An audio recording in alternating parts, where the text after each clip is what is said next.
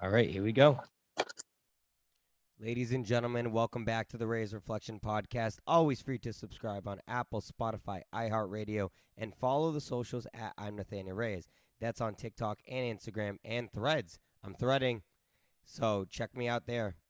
I want to take the time to give a special shout out to Jocko Fuel. What's your discipline? In life, everything matters, so show up every day, even when it's hard. Jocko Fuel uses clean fuel with raw ingredients from supplements, protein shakes, energy drinks, and more. Speaking of which, I drink the Sour Apple Sniper during my workouts, and it has changed everything. The way I run, lift, and even think. You can too. Get yours today by going to Jocko Fuel website and enter promo code Reyes Reflection to get 10% off your order. Again, Reyes Reflection, 10% off your order. At Jocko Fuel, there is no shortcut. Now, on to the introduction of my guest. In life, a lot of people tell you that the first are always better than the second. But I have some examples, in my opinion, where I don't think that's true. Captain America, I think the second one was better. Shrek 2, I think the second one was better. And the episode with my next guest, I'm positive, will be better. Okay? Maybe that's just me being overly confident. He is making his triumphant return to the Reyes Reflection Podcast. The one, the only, Michael B. Welcome back to the pod. I don't think anyone has ever given me a better intro than that. Wow. That was so natural, too. You're pro. That's 2 for 2 then, because I think you said that in the last episode, too. I know. So. Your intro game, I mean, it needs to be commended because it is 10 out of 10. I'm going to have this clipped because the fact that you just said that makes me happy. We talked off camera. It's been a while. It's been a couple months, really. And full disclosure for the audience, I'm going to pull back a little bit on the curtain here. So your boy was actually not feeling 100% when we did our last episode. So funny story. So we did our episode, and then all of a sudden, that night I just was feeling so lousy, and I had some sort of stomach bug. So yeah, your boy was struggling a little bit last time we talked, but I'm 100%. You fooled me. I'm a pro. We got to make it work. So appreciate you taking time out of your busy schedule. I know that you just came back from a work retreat and things like that. Other than that, my friend, how are we doing? I mean, we're so great. First of all, thank you for having me back. I mean, that's, I really appreciate it. I loved our last episode. It's one of my favorite podcasts that I did, during that whole time. So, I mean, it was a blast, but thank you for having me back. No, things are great. Just getting back into the swing of things and also trying to make tunes and, stay busy and not absolutely lose my mind, You mean real life at the same time of trying to pursue what you want to do. So, Oh yeah. Yeah. Oh yeah. It's right now. I mean, at the stage that I'm at, it's a balancing act for sure. Yeah. For most people that are like really trying to go after something new or, not necessarily new for me, but something that's like, could take off if I really put the work into it. So that's where I'm currently at right now, which I mean, we can obviously get into that deeper, but yeah. Most definitely, we will.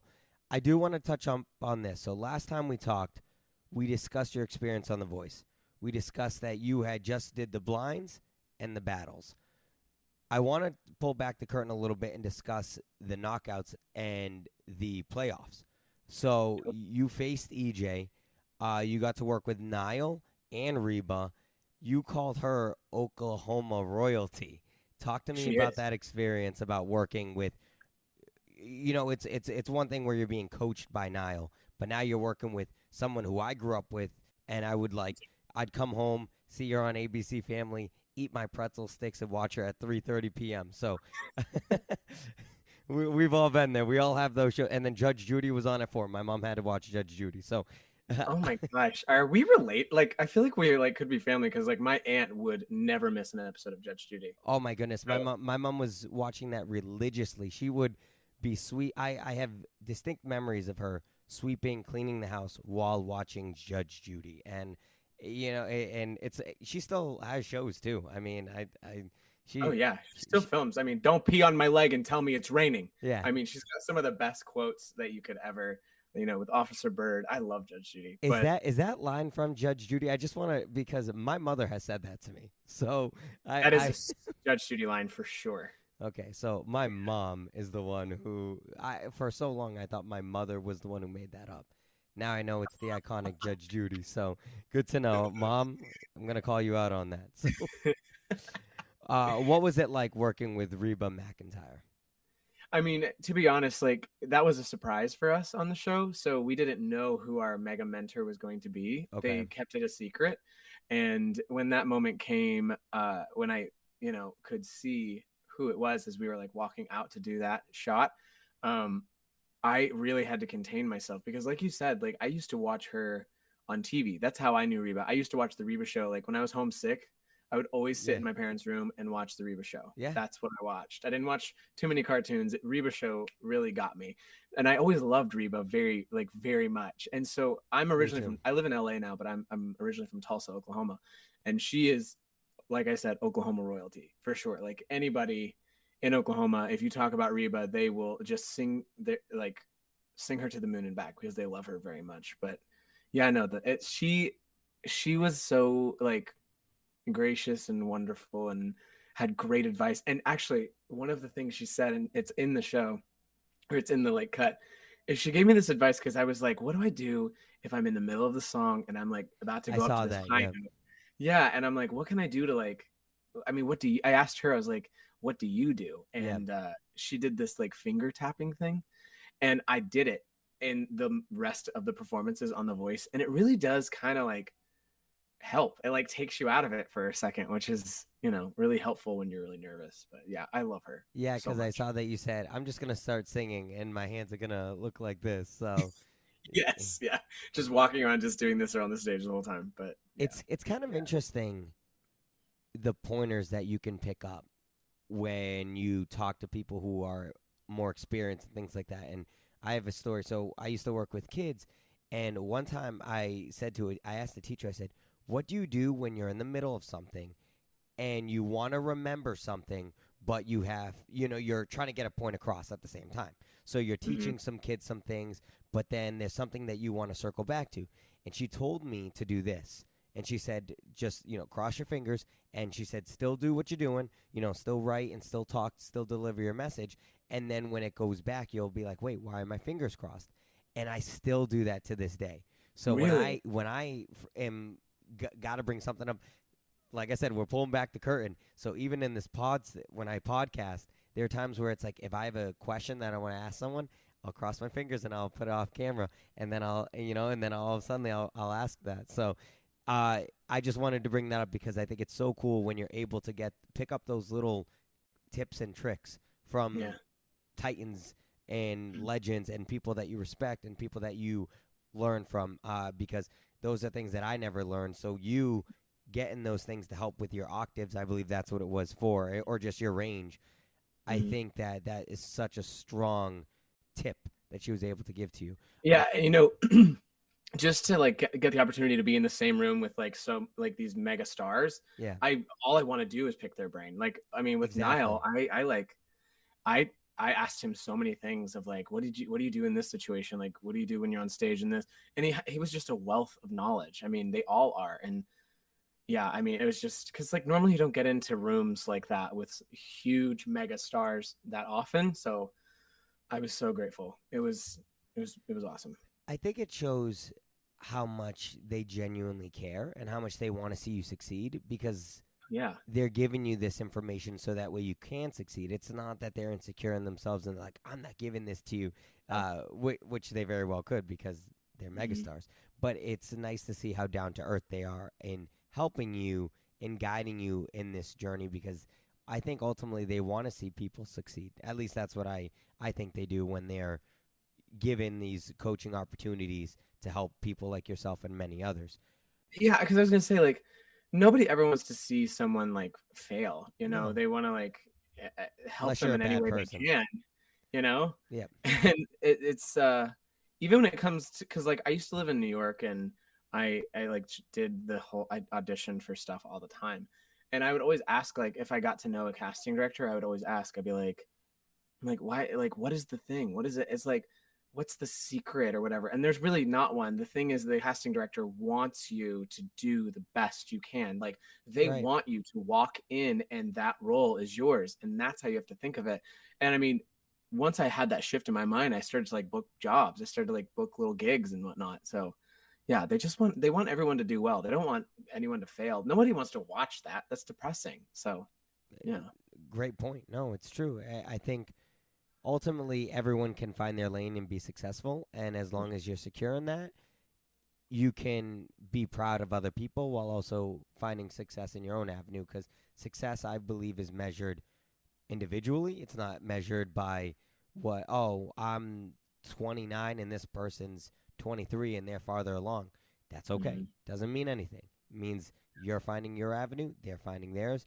I do believe that if the universe is a very giving place, and if you're honest and hardworking and you're upstanding, that you will eventually come to your own, just like people like yourself. So I think we're both on the right path.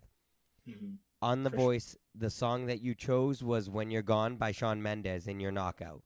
Why did you choose that song? Talk to me about it. What does it mean to you? That was one of my original audition songs. Like, No when I was way. very first trying out to get on the show, that was one of the songs I submitted because I don't know, when I first heard that song, I was like, this is so like great. Like, I love the tempo, I love the energy behind it, and I love that, like, how it builds. My favorite thing, and you'll see this in every single one of my performances, my favorite thing is like contrast. I loved it to start small and like really take you somewhere where it like opens up and it becomes huge.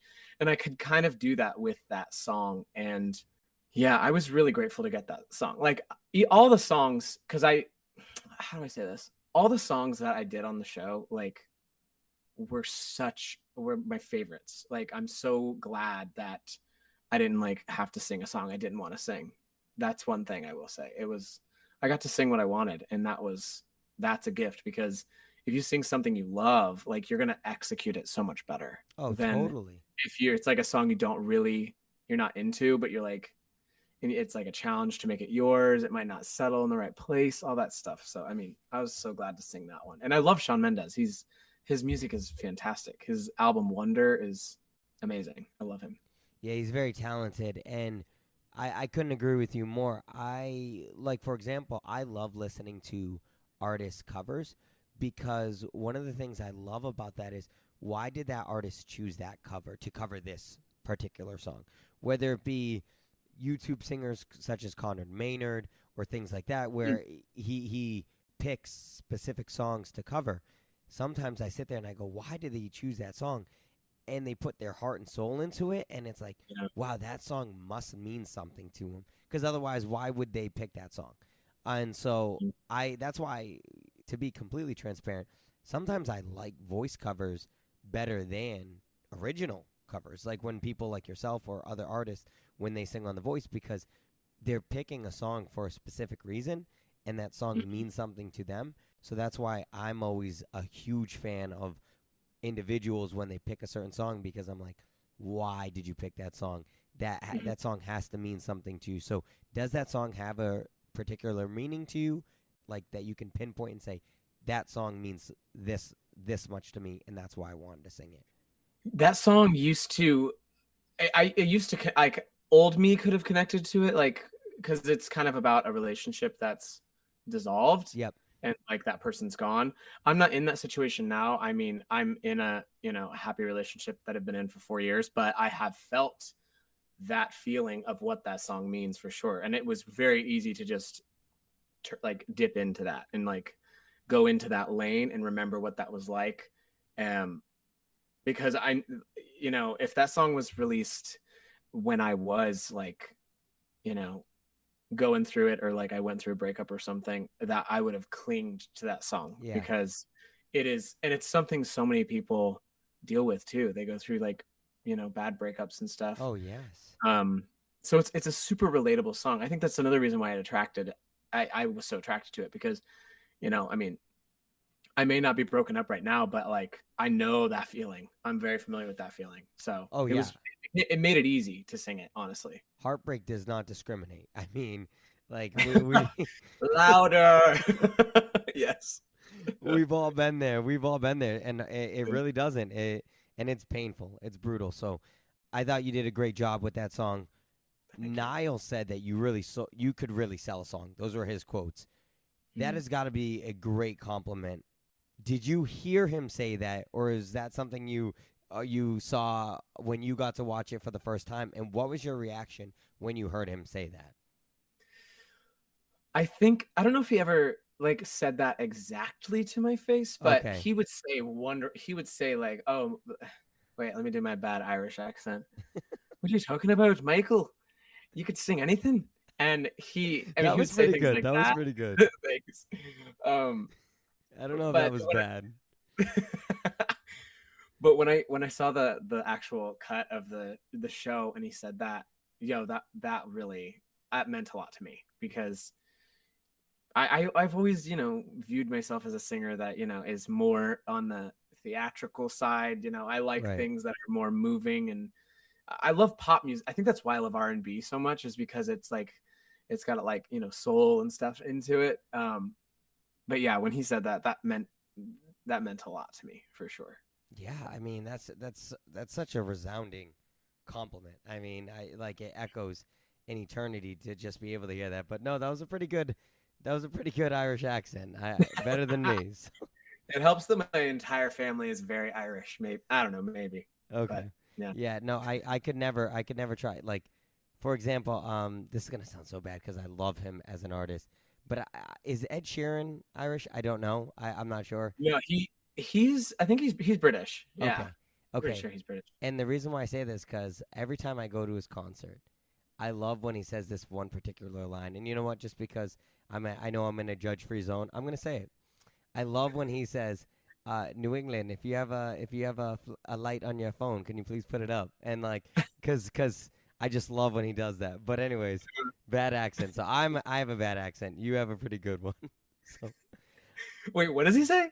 He says New England. He says New England, if you have a light on your phone, can you put it up? So like it's like when he plays like a slower song, sometimes you'll put the flashlight on, you'll be holding it, and it's really cool to just see it all light up. But that's just, I went to the concert a couple weeks ago, so it's still in my brain. So is that the one with the like in the rounds where he's like in the story? Yes. Oh, that looks sick. I just saw a clip and he brought up John Mayer, and it looked. I was at that one. That was the one he was at. No, are you kidding me? Yeah. So I am so jealous, dude. I love John Mayer. Me too. Like, he only did so. Unfortunately, Khalid got into a bad car accident because he was touring with Khalid, but from what I've heard, he's doing better, but he's still not 100% to perform, which is totally understandable. And he has been bringing different people out to his concerts. So the one he did in New England was John Mayer. He just did one in Detroit that featured Eminem. I saw a clip of that. The audience lost their mind. Yeah. So, but yes, I was at the John Mayer one, and it was amazing. I'm so jealous. John Mayer's amazing. There was the clip of them like going. They were like rotating on. I don't know. Yes, I have that. I have that video recorded. And Ed is like, "Yo, tear it up, mate. Come on, go after it. Come on, tear it up." And he gets into it, and I'm just like, "Oh." Because I went to John Mayer's tour where he is at the Forum here in LA, where it was just him. Oh, yes. No band, no fancy anything, and he sat and like he had like a zillion different guitars and a piano and all that, but like it was just him playing. He is one of the most talented musicians in the game, hands down. So talented. It's impressive. It's funny you say that because just the way that every song that he was singing, he was switching guitars.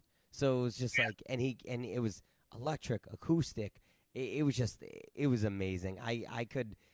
It's funny because I never thought that I could go see a concert over and over, but that would be one that I wish that I could go 10, 15 times. That was an amazing concert. So, yeah, I'm glad that I think we are related in some capacity because like we've got to be. I mean, at this point, so. I want to circle into this back to the voice. So one of the most intimidating things I feel like is watching essentially your competition perform which is what you had to do. You had to sit on the stage as you're watching EJ, a very talented artist in his own right. What was that like for you sitting on stage watching someone perform and you're sitting there going, oh, well, like obviously you're trying to remain confident within yourself, but at the same time, you're watching someone who also is very good and talented. Yeah, we were getting to the point, I mean, because at that point, knockouts is the third round, I believe. Right. And I mean, you're getting down to like the singers that are real good, like Yes. really, really good. So, I mean, EJ, he and I connected from the very beginning of the show when we were first like started filming. I love EJ. He's a crazy vocalist. He's so, so good. And I remember when they told me the setup of like how I'd have to like sit on stage. And then they were like, yeah, EJ's going to go first. I was like, are you kidding me? That blows. Like I just like wanted to get it over with. Cause watching him, like if you think about it like this, like you're on stage, so you have to be on. Okay. Like yep. you're on physically, mentally, like there's cameras around you. So you're like, you have to like sit there and like really be, on stage. And normally, I mean, like with the other rounds, you just like walk out. You can prepare emotionally, mentally before you like can actually right behind walk the out scenes. Yep. Exactly. There's no like sitting on stage like for a solid 90 seconds and then you go. Yep. So that was another challenge where I had to like mentally quiet my mind because I mean, obviously I was nervous. Yep. But then I was watching EJ who was like crushing it, and I was like, oh my God, like what if this is it? Like what if this is the ending? But then, I have certain like things that I do that ground me, that make me feel grounded in my body and in my, in my mind and whatnot, and my voice. So like right before I walked up and did my song, I was like, just remember what you practiced. Like you worked hard to get this song together. So let all that effort show up for you. And it did. Like it was great. I loved that performance. I'm proud of that performance. And yeah, it got me through. So remaining confident in your own right. Do you care to share about, I mean, if they're personal things and you don't want to, that's fine. Do you care to share what some of those things that you do to help yourself remain grounded are? Yeah. And honestly, I feel like you'll have some connection with this being a trainer. Like cause I work out regularly too. And I like do some certain like, stretches and things and movements where I try to remain very centered. Like before I go out, if I'm like not on stage, I do like a little bit of like yoga, and I make sure I'm really stretched out because it's all connected. It helps my voice, like me being limber in my entire body helps my voice be limber as well. Nice. So like, but sitting there, I'm limited. Like I can't, right. when EJ's singing, I can't go do downward dog in the middle of his song, So could you imagine? I wish I saw that. I wish you would have been. That would have been on TV. That would have been clipped for YouTube for life. Just you'd be like, Michael, what the hell were you doing in the corner there? What were you doing? Like that's what Niall would say. Whack mate. But well, Chance was a big fan of yours, and he loved you, so he probably would have been. That is the best downward dog ever. Mikey B, I saw that downward dog, bro. I love Chance. He's so cool. But anyway, no, sitting there for 90 seconds while EJ is singing, I'm limited. So I have to do everything pretty internally. Right. So, I mean, I like what I'll do sometimes while I do, if you ever watch it back, I'm like into it. I'm like listening to EJ sing. Yeah. But mentally, I'm thinking about my song. Like I am like not fully there. I'm just trying to prepare for what I have to do. And like, so the lights are on, but nobody's home. Different people are home. Yeah, probably that. There's something going on. It's just, house party. But I like count. I'll like count to 4. I'll breathe in for 4, hold it for 4, and then breathe out for 4. Oh, I like and I'll that. just focus on my breath. Yep. So that my mind, that helps quiet my mind so that I'm not, frantic, like right when I get up and sing. Because I will tell you, if you don't get your mind in check, you will not execute the song the way you think you're going to do it. Your mind has to be in a good starting place so that you can do the whole thing. The mind is incredibly powerful. Oh, absolutely. And I mean, with singing, it's a mental game. It's just like staying focused in a song that's like a 3-minute song. It's like it's mental Olympics because you got to stay in it. You know, you got to finish it. You got to get to the end of the song. But like I'll flex and release some of my muscles and I'll think about it because it'll take my mind off of whatever I'm doing. So like I'll like flex my foot and then I'll release it, but I'll only be thinking about my foot or whatever or my leg. And it kind of helps me get out of my own way. Cool. I do a whole litany of things that people would think, wow, that's weird, but it helps. No, it helps. And I think that's one of the best things because it's like the five senses, that's a way to ground yourself and you're physically touching, and even if it's just yourself and clenching your muscles, it kind of centers you a little bit and reminds you of where you're at, and I like that because I think I read something one time that said, 5 things that you see, 4 things that you hear, and you go through your senses. That's good for if you're having a panic attack. Oh, okay. If you're anxious, if you're really, really anxious, that's a great thing to do. Yeah. I was like, that's awesome because I think that's really cool that I think we all do it. We all like fidget and things like that. That's just, I think it's human nature, to be honest with you. So, as we stated, Chance said he was a huge fan of yours. He said it as soon as you were coming up. I thought you sang the song beautifully. I truly did feel it. The coaches gave you high praises. The other coaches leaned towards more your direction. Did you feel that this one was yours? Did you feel like there was a chance that you could have lost? Talk to me about that. Or did you, in your heart, be like, you know what, I kind of nailed that? Because watching it back, it looked like I thought you hit the nail on the head. I thought you hit it perfectly. But EJ also did a great job, too, so I don't want to take anything away from him. But I want to hear from you. What were you feeling? Did you feel like that you had it? Or did you feel like there was, you never really know, nothing's guaranteed type of deal? I want to hear from you. I was on the fence. After our rehearsals, and I actually heard EJ's song and him do it.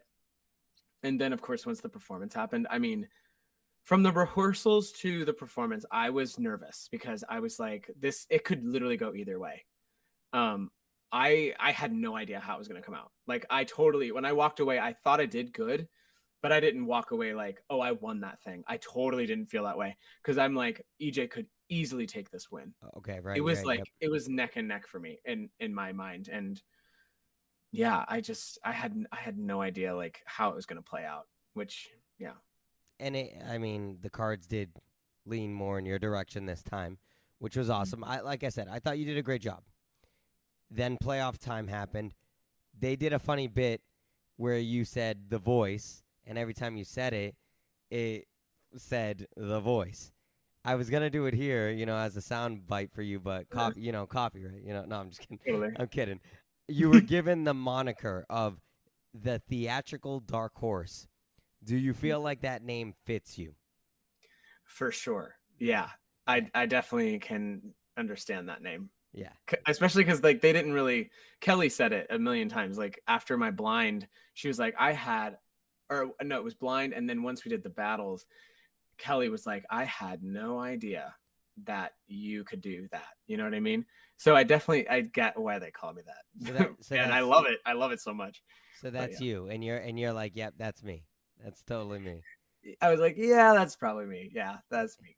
Yeah, it's you. It's you. For the playoffs, you chose The Joke by Brandi Carlile. Mm-hmm. Why that song specifically? Actually, Niall helped me choose that song. Okay. Niall kind of led me there. And because I had like a list of songs that I was thinking about that could work for a playoff, because like you said earlier, how you think the covers of The Voice are so great. Well, I think it's because like the main priority on that show is to sing it to your absolute best. Right. So like once we hit the playoff moment, it really needed to be a good song, like a really powerful, belty, loud, intense, challenging song. And I wasn't familiar with The Joke before that. I'd only heard it like a few times. And then once I really got into it, I was a little worried. I was like, oh, maybe I don't want to do this song. I don't know. But because it's a hard song. Yeah. Like, it's not easy. And it's not easy emotionally either. Really, really hard emotionally. But like the more I got my arrangement together and I for every round I did my own, because I produce my own music. So I did a studio recording for the band. And so that like when I walked in, everyone knew what I wanted and what was going on. There was no like misunderstanding about, or like having to figure things out. But I mean, of course, the musical director, Paul, we were also, going back and forth on like, oh, maybe we do it like this or whatever. But the joke So you got when to it's, have that creative session as well. yeah, I mean, I try to go in with as much done as possible, and then we collaborate, kind of thing. Like Okay. I prefer because I'm kind of controlling. I prefer the starting point to be where I understand like where I would want things. Yep. And then we can creatively like take something away or add something different. That's where I feel like good stuff starts to happen, especially with those past 2 rounds. I think we had background vocalists, so I love backgrounds so much. So I would like record everyone's part, and they would all send them the tracks so that they could like learn how I'd want the harmonies. And it just saved a lot of time, like a lot of rehearsal time. Anyway, but as the joke evolved, once we got past all the like musical decisions, Yeah. and then I started working with Treylani, who's like the vocal coach on The Voice. She's been on it the entire time the show has been on the air. We had like this vocal lesson that was like really emotional, and where I sang the song like crap. Like it was just emotion. It was pure emotion. But like I needed to have that rehearsal before I went out and did it, because I needed to find that root of like what this song really is about. And so that was the thing that scared me actually the most about that song. It was like, am I gonna be able to deliver this message? Right. And yeah, it was a really good challenge, and I'm super glad that was the song for my playoff, because I'm happy with how it all went down. Yeah, and you did an excellent job. I really think so. Before we wrap up your time and the playoffs, I do want to say this.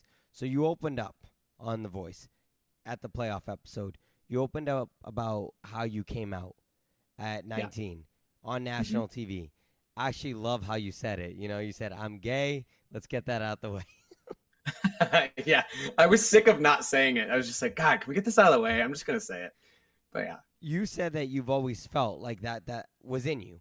For starters, I'm proud of you, because I think there's truly nothing better in this life than being your true self. I think when you have to wear that mask, I think that's what causes so much mental health issues and things like that, where people have to have this persona that is not accurate and is not who they are.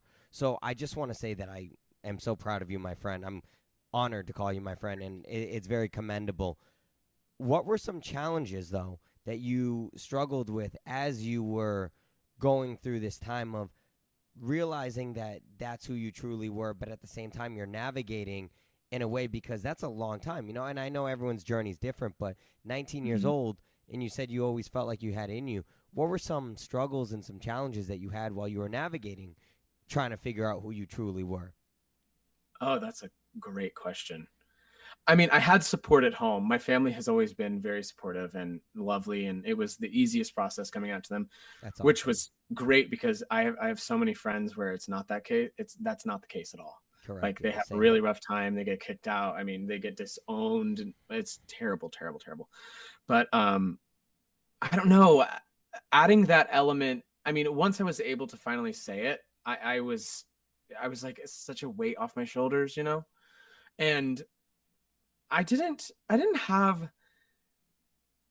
too much hardship. I mean, I had, challenges, of course, and I mean, a little, some bullying here and there. But I mean, it can be so much worse for so many others, because like, I mean, even like the way I look, I'm pretty, unless you talk to me, like I'm pretty, how do I even say this? I mean, I've got like a, masculine kind of presenting, and like, it's easier for me, Okay. there's so many other people in the LGBTQIA plus community that it is much harder, much, much harder, way harder than me. And, you know, this will gear into The Voice well, really good. I finally, I was talking to the producers, and I told them, I was like, I do want to say something, even though it's not the main scope of me is being gay. it's definitely a huge part of me. And I I don't know. I just thought of like younger Michael, like who was 15 in the closet, living in Texas, going to high school, and ever wondering like, will I ever come out? That's how I was when I was 15. Wow. So when I was 15, I never thought I was going to come out. I was going to just keep it a secret forever, and that's not possible. It's literally not possible. But I wanted to like younger Michael to be able to like watch the show and be like, oh, look at this guy who is being himself and is a like good example of like and is living his dreams, and like it gets it gets better from here. Right. I just wanted to be that example, and I think that's why I like when the song The Joke came around, when I thought about it like that, and I was like, what would young Michael want to see? What would inspire him to be himself? I was like, this is the song I have to sing, period. And that was like the final decision maker. And you sing it so powerfully and beautifully, and I think that that's a great message that you put yourself in that predicament, and that you were able to say, hey, what would young Michael want to see, or how could I inspire young Michael? Because there are young individuals that are at one point maybe similar boats, different boats, everyone has a different path, but can relate in some aspects of, hey, I'm 15, I may not want to tell people, I may want to keep it the rest of my life. And to me personally, like, it's just it hits home to me. I have a brother that is, and he came out. I was the first one he came out to, so that type of stuff hits home to me, because it's like, to me, I'm like, I love love. I don't care who's in love. If you're happy, I don't care. Be happy. Amen. Like that's what we're all here for, And You're a good so brother. I always, and same with and that's I like to think I'm a good ally with that in that regard, because it means a lot to me, because I think why it hits home to me is because I grew up in a very conservative household with a father who didn't accept that type of lifestyle, and I think I went to church, as many young Americans do, and where they're almost taught that that's absolutely an atrocity, and you should not in any way, shape, or form try to welcome that or with open arms. And it wasn't until I found out who I was as an individual, which was, hey, maybe I want to believe in something, but at the same time, I also want to accept other lifestyles as well. And that's when it truly became a thing, because I grew up, like I said, just how I grew up, not bashing anyone, but how I grew up, it was, nope, can't do that, don't follow it, don't like it. And if you're okay with it, then you're basically okay with sin, is essentially what was. Mm-hmm. And it wasn't until I got to a point where I'm like, you know what? I can love everyone, and that's okay too. And so I just wanted to share that I'm so honored that you got to share that story, because it means a lot to other individuals, and even myself, who's a heterosexual male, it means a lot to me too. So appreciate it. We need more of you, Nathanael. We need more of Michael B too. We need a lot more of you. Circling back to your playoff performance, like I said, you were powerful. You almost made Kelly Clarkson cry. That is something that you could write on the resume. You were so powerful that she got up and even hugged you. I personally thought that you should have made it through. However, that just wasn't the case. Your time on the show ended. Everything happens for a reason. But what is one thing that you can take from the experience of the totality from the show?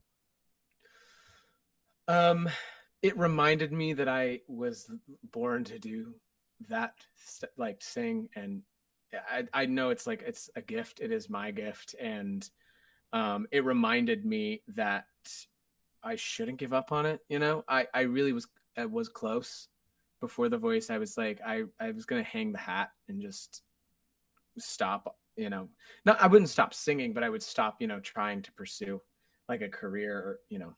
Right. But no, it was a good reminder of like what I'm really meant to do, and I mean, it was the most magical emotional, scary, exciting experience of my life. I mean, singing on national television was incredible, and also like getting to sing songs that I love. So it was such an awesome experience. I mean, out of all the singing shows, The Voice was my dream. The Voice was my number one since I first saw it. I always wanted to be on The Voice. Not American Idol, not Britain's Got Talent, or not Britain's Got Talent. We're not in Britain. America's Got Talent. And I don't know. I was just, I walked away being like, did this even really happen? Was this like a fever dream? I don't even know. Was this real? Because I just was living my life out here in LA, and then all of a sudden this plopped in my lap. Yeah. So it was just, I have nothing but good things to say about the entire experience. That's awesome. Beautifully said. I'm so glad that you were able to have that experience. What's in the future for Michael B in terms of making music and stuff like that? What's in the future for Michael B? Well, original music. I mean, yes, of course. But how do we get there? That's the question. I mean, I produce and write, my tunes. I have friends that help me as well. But like, I was really thinking, like, how do I get there? Because I started making these fun, like, little video. I love to edit videos as well. I've edited for some big YouTubers, and so I love editing. It's another little, thing I love to do. And I want to like do this fun entertainment style, not educational, of like how to produce a song. And eventually I want it to lean away from covers, and I want it to be a part of like how I made my, album, or like a single or whatever. Yeah. So in the near future, that's what's going to be happening. But down the road is definitely an album of some kind. I've already like been talking about it, and I've been talking to, this guy who's a manager, and we've been going back and forth, and I'm just trying to like, figure out that next chapter. But right now in the interim, I just really want to focus on, honing in on my brand and getting really great videos up there and building that audience more and more, and see where it takes me from there. But yeah. Nice. We'll have to have you back on for a third time when you start to make those Oh, albums. I'm coming back. Absolutely. I'd be honored. I love it. So we're going to end with this or that. Okay. Blindly ranking singers and a chat pack. But before we do, I want to give you a chance to respond to someone, okay?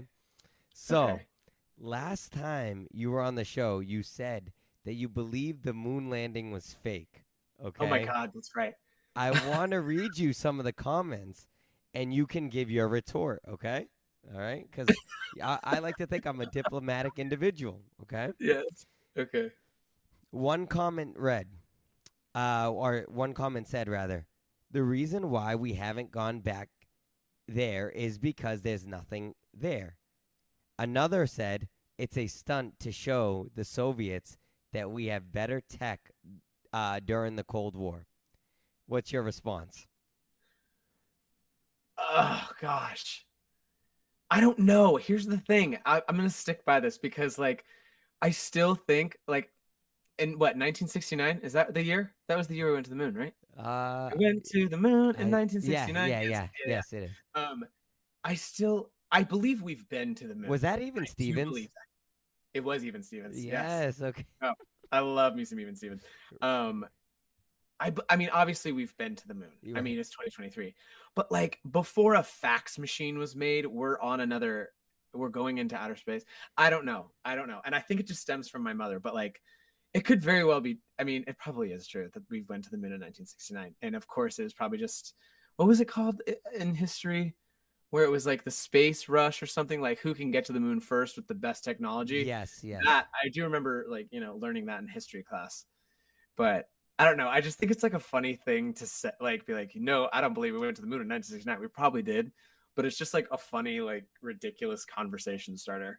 Oh, absolutely. It's like, see, no, I don't want to offend you, but it's it's like, so I tease some of my friends, and what I say to them is, I say, hey, like if we're in a group setting, I'll say, hey, this one believes that the Earth is flat, and then when someone goes, it's round, I go, what do you mean it's flat? Like, and like I like egg it on, so I completely understand that. So your response is you're still kind of sticking to your guns that it was that at some point we did, but the original one was probably fake. You're still. I want to stick to it just because it gets me to argue with someone as soon as I meet them. All right. There you go. There you have it on the Rays Reflection. But I love whoever left those comments. Thank you. Yeah, thank you. I know, right? Thank you for the good content. All right, so this or that. We're gonna play this or that. Ready? We're gonna see how sophisticated you are. Okay. Okay. Oh, I'm nervous. What do I do? It's just so I'm gonna say a word Okay. that some people may say differently, and you're gonna say which way that you say it. Okay. Oh, okay. All right. Oh, I might look like an idiot. Okay, here we go. So I'll start off with this, like vase or vase. Vase. Okay. I'm from Tulsa, honey. Data or data. Data. Okay. Adult or adult. Adult. I would say neither of those. I would say adult. Adult. Is that not how you say it? I don't know. I'm going by how this person wrote it here. That Okay. crayon or crayon. Crayon for sure. People that say crayon, I'm like, there's an AY. Why are you saying it like that? Why are you cutting out letters in it? No, 2 letters. Like, what are you doing? It's totally true. There's an A and a Y in there. Why are you just like cutting those out? It's just crayon. I remember being in 1st grade and they'd be like, can you pass me the crayons? I'm like, I don't know what that is. I can get you a crayon. I love that. There's an A and a Y in there. I don't know why we're cutting that out. All right, the last one. Ready? Route or route? So, like, I have a paper route or a paper route. ROUTE. I think I say. Wait, it's when I order at Sonic. We would always say a Route 44. Route. Okay, route. Okay, so you say route, not route. Okay. All right, ready? Here we go. We're going to rank the singers blindly. So I'm going to say a singer's name, or I'm going to say a singer or an artist, and you're not going to know who I'm going to say next, and you have to say 1 through 5 which one. So 1 is obviously the best, 5 is the worst out of the ones, okay? So then I'm like running out of numbers, right? Yes. Like it's a blind rank. Okay, Yes. I've seen this on TikTok. Okay. All right, so here we go. I look like All right, I'm going to write it down. All right, so, okay. All right, The Weeknd, 1 through 5. Oh, I started you off hot, yeah. That is so. I love him so much. And you don't know who I'm going to say next. I'm gonna put him at 2 because I'm just gonna leave a spot for number 1 in case he's number 2. I like that. Okay. The Weeknd, number 2. Okay. Celine Dion. I love Celine Dion. This is so mean. 3. I'll put her at 3. Okay. I would put her at number 1, but I haven't listened to her in years, and I don't know what's next on the list. Okay. Ed Sheeran. 5. I don't mean that. I love Ed Sheeran, but I'm just thinking about what else I got. Yeah. Yep. Okay. Now you're down to 1 and 4. Okay. Oh my gosh. Ariana Grande. 1. Number 1. Okay. I love her. Okay. Ready for the last one? Uh-huh. Adam Sandler's Hanukkah. I see what you did there because you're hoping that 1 spot's left and that's number 1. Oh God, it's so funny. That has to be number 4 for you. But have you seen them rank cities on TikTok? It is so funny. Yeah. Of like where you would live, and like the first one's like New York City. Yeah. And then San Diego, California, and then like they get down to the last one, and it's like I don't want to say a city because I don't want whoever's listening to get offended. Yeah. But they'll say Tulsa, Oklahoma. I thought that this was a good one to kind of get you. Yeah. This is great. I love that. The fact that you had to rank Adam Sandler above Ed Sheeran is tough. That's a tough. But it's better than he could have been number 1 on this list. If he was number 1, I would have been upset. But you see what I did there. You did. Okay. Yes, I'll be right back. I'm gonna go get the chat pack. Okay. The chat pack. What is the chat pack? All right, chat pack time. Okay, what is the chat pack? The chat pack is the chat pack. So you're gonna get a random question, okay? And I always pull out 2 because I want the guests to feel comfortable. And if you don't want to answer one, that's fine. I respect that. Or you can answer both. That's fine too. Okay. So I will pull out 2 questions at random, and you will have to at least answer one. That is the rule on the Reyes reflection that I made up about shortly after you after our first episode. Okay. Okay. Oh, okay. In your opinion, what is the most significant event that has occurred in world history during the last 1,000 years? You may define significant however you wish. So that's the first one. Oh my God. Okay. If you could be anywhere in the world for New Year's Eve this year, where would you want to be? I like that question. Okay. The other one is so intense. Yes. The other one is pretty intense. Okay. If you could be anywhere in the world for New Year's Eve this year, where would you most want to be? Where would I most want to be? Yep. Oh my gosh. I think only because I'm about to take a trip there in October, but I would have to say, I'll say Amsterdam. Okay. Oh, so you'll be going there this October. Yeah, I used to work on cruise ships, so like I used Yep. to perform on cruise ships. So I used to like, travel the world, and I've been all over the world, but I've always wanted to go to Amsterdam, and it's one of the spots that I've never been. So I'm going to say Amsterdam. Amsterdam. Okay. All right. Hopefully that can happen for you at some point. Is that a very romantic city? It is. It is. I mean, Is I've it? never been, They but I've got heard the red light district and I've heard great whatever. things. I'm sticking to it. Amsterdam. Yeah. Yeah, I've heard great things. I've never been, but I've heard great things. So before we wrap this up, are you comfortable with your blind ranking of 1 through 5, or do you know? I love. Yep, my blind ranking. I'm very happy with. Adam Sandler at number 4. Okay, Sorry, Ed. It's not personal. it's not personal. Nathanael did it, not me. Not me. Well, my friend, thank you so much for doing part 2 of an episode of the Reyes Reflection Podcast. I hope this was just as much fun as the first one, if not a little bit more. I appreciate you for taking time out of your busy day and doing this for me. Nathaniel, it's always a pleasure. I can't wait to do this again and again. Truly. I'm glad you love it, and you know what? You are a friend of the show forever. It's like being an Avenger. I said that. Yes. Yes, like I said, as soon for people who don't know, I called up Mike. I messaged Michael B. I said, "Hey, you want to do an episode?" He said, "I would love to." So that's how it is. Like when you're on the Avengers, they're like, "Hey, listen, we got to go save the world," and they're right there. One more time. Yeah, one more for the 18th time. We have to save the world. So thank you for having me. Truly, I course. love it. I love coming on the show. Before Always. we officially wrap up, where can people find you to stay up to date on everything that Michael B is doing? At Michael B Singing. Michael B Singing. Michael B Singing. Yeah, it's on every handle is on every platform and on Threads. Oh, you're on Threads too. I'm having a blast on Threads. It's such a happy place. I hope it doesn't get awful, but it's great. I'm on Threads. I'm curious to see if Threads will last as long as cryptocurrency. That's like the cryptocurrency fad when like everyone's jumping on board.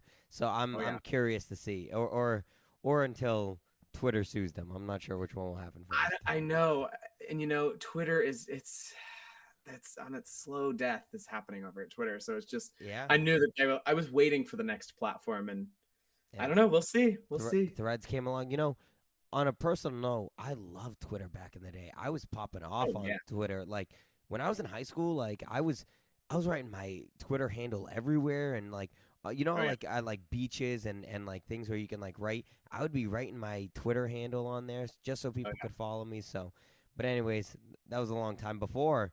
You might know who this person is. You may not, but do you know who Jenna Marbles is? Do you remember her? Oh, yes. She's a YouTuber. Yeah, I was proud to say she was one of the first people that followed me on Twitter. Like I was like, oh, that's cool. I was like, I felt like I made it. I felt like I made it. But nonetheless, that is going to do it for this episode of the Reyes Reflection Podcast. Don't forget to share the show, rate us, give me a follow on the social medias, and you know the deal. May you live, may you love, and may you thrive. I'm Oprah. I love you, and I love all of you. It is so good.